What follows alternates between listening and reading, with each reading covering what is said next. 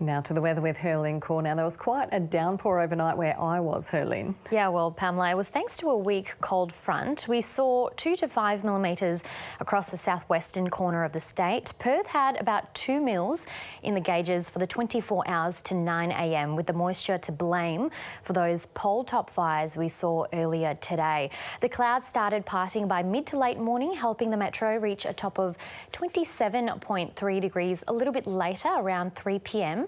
from a low of 17.8 around 20 past 6 this morning.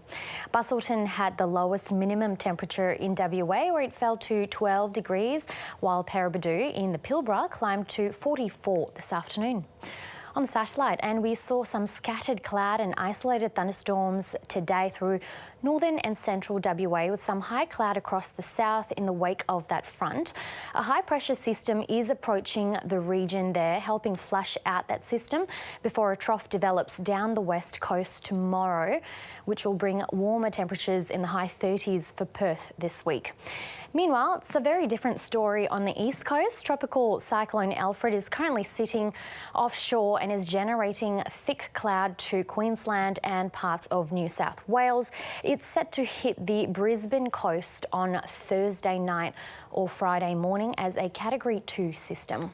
So nationally, it's a wet and windy day ahead for Brisbane tomorrow. Showers easing in Sydney, but sunny in the capital, 30 degrees there, and a warm day in Melbourne as well, 32.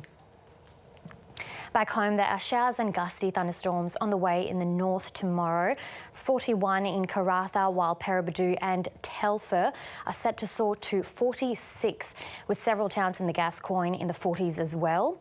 Windy for the central west and heating up in the high 30s. Mullawa is expecting to reach 40, but the Goldfields will stay cooler in the low 30s and high 20s. There are possible showers over the eastern Eucla, mostly in the morning, but the rest of the south will be mostly sunny and warmer. 31 in Margaret River, 27 in Denmark and 29 degrees in Lake Grace.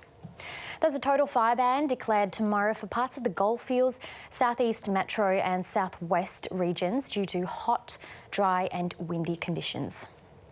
In Perth, we've got a warm and sunny day ahead with strong winds expected, gusts up to 80 kilometres an hour possible in the hills in the morning, reaching 34 degrees from a low of 16 overnight. On the local waters, winds will be east to southeasterly with seas reaching 1.5 metres. Sun rising at 10 past 6, setting at 6:48.